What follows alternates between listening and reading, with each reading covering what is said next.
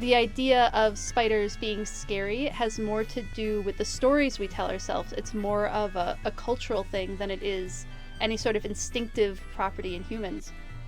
I read an article on this recently, but they did a study on humans to see if they could pinpoint like how instinctual this fear was, and they found no evidence for the fear of spiders being instinctual, and instead found evidence that the fear comes from stories like hearing about how scary black widow spiders and brown recluses, and how scary orb weavers can be, and funnel web spiders, and how they're venomous and scary, or like Shelob, right? Shelob in The Lord of the Rings, or other stories that have scary spiders in them.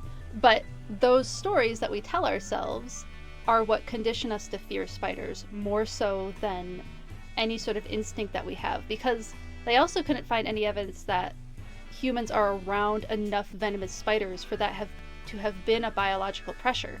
So there's no evidence that natural selection was acting upon us to be afraid of spiders.